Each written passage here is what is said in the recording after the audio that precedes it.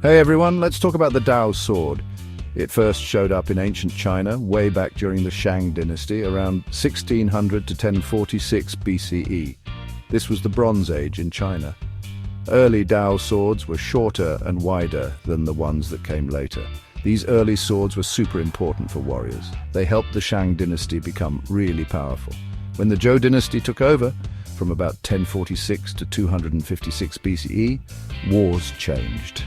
Chariots became a big deal, and Dao swords changed too. They were still important for fighting from chariots and up close. The Dao was a symbol of power and who was in charge. It was often buried with important people and warriors.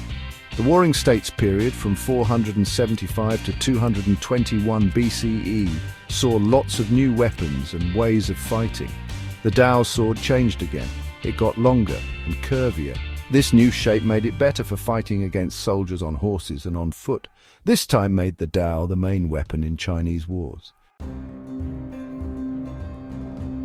Early Dao swords were made of bronze, a mix of copper and tin. It was the best metal back then. Bronze Dao swords were strong and tough, but they were also heavy and could get rusty. Then people discovered iron. This changed everything about war in China. During the Warring States period, iron started replacing bronze. Iron was easier to find and cheaper to make. It also meant longer, stronger blades. Iron Dao swords were much lighter than the old bronze ones. This made them quicker and easier to use in battle. Using iron gave Chinese armies a big advantage. It was a huge change for the Dao sword. The change to iron wasn't super fast. People still used bronze Dao swords for a while, especially for ceremonies and important events, but in the end, iron became the main material for Dao swords. The Han dynasty, from 206 BCE to 220 CE, was the Dao sword's best time. The Dao's design became the same everywhere. It became a symbol of the Han army's power. The Han government built big factories for making weapons. They made sure the army always had lots of good Dao swords. The Han dynasty fought many wars. They fought against groups of nomads to the north and west. The Dao sword was really good in these fights. It was known for being useful in many situations. It was great for fighting on horseback and on foot. Han Dao swords had a single sharp edge and a curved blade. They had long handles, so you could use them with two hands. This design made them good for powerful slashing and chopping. They were especially good against enemies who didn't have much armor. The Han dynasty's wins in wars made the Dao famous as a super strong weapon.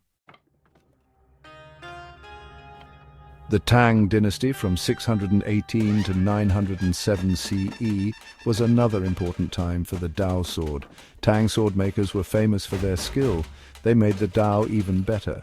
Tang Dao swords were known for their beautiful curves and perfect balance. One cool new thing was the pattern-welded blade. This meant putting different kinds of iron together. This made blades with special designs and made them even stronger. Pattern-welded Dao swords were very special. They were often gifts for important leaders and army commanders. People still used Dao swords in wars during the Tang dynasty. Soldiers on foot and on horses used them. The Tang army was known for being well organized and strong. The Dao sword helped them win many battles. The Tang dynasty helped make the Dao famous as one of the best swords in Chinese history. Section 5. Beyond the battlefield, cultural and symbolic significance. The Dao sword wasn't just for fighting.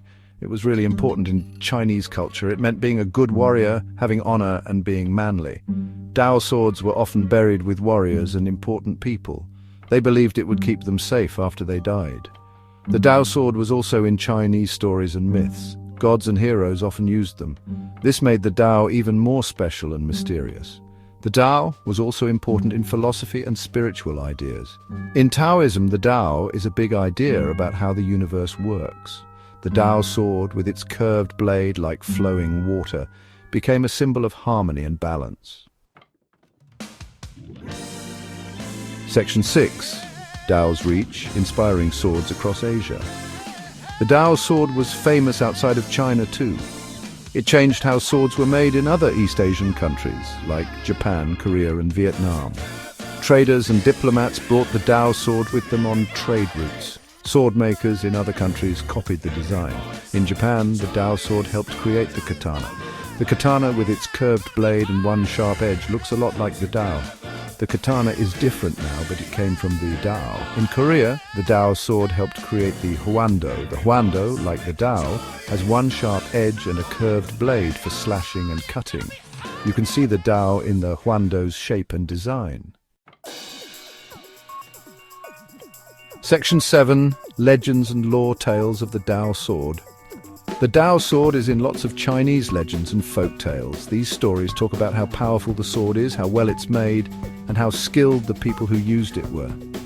One story is about Ganjiang and Mo Ye, a husband and wife who made swords. The king asked Ganjiang to make 2 swords for him. Ganjiang and Mo Ye worked really hard, but the furnace wouldn't melt the metal. Mo Ye knew the furnace needed a human sacrifice, so she threw herself into the fire along with her hair and fingernails. This made the swords magical. Another famous story is about the Dao sword used by the famous General Guan Yu from the Three Kingdoms period, 220 to 280 CE. Guan Yu's sword, called the Green Dragon Crescent Blade, was so sharp it could cut through iron like it was mud. These stories and many others made the Dao sword famous in Chinese stories. Section 8. Modern legacy Dao in the 21st century. People still care about the Dao sword today. It's not used in wars anymore, but it's still important in Chinese culture. People still make Dao swords today, usually for ceremonies or for collectors. Modern swordsmiths still use the old ways to make Dao swords. They make the blades by hand, using methods passed down for many years. Making a Dao sword takes a lot of skill and art, and people respect that a lot. The Dao sword is also in movies, TV shows, and video games. Skilled warriors and martial artists often use them. You still see it everywhere, which shows how cool and iconic it is.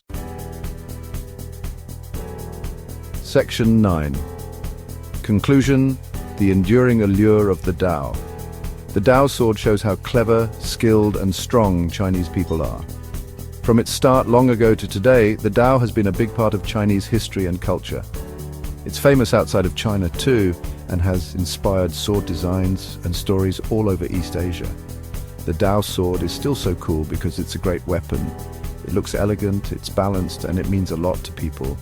It's the result of hundreds of years of work and improvement, showing how skilled Chinese sword makers are.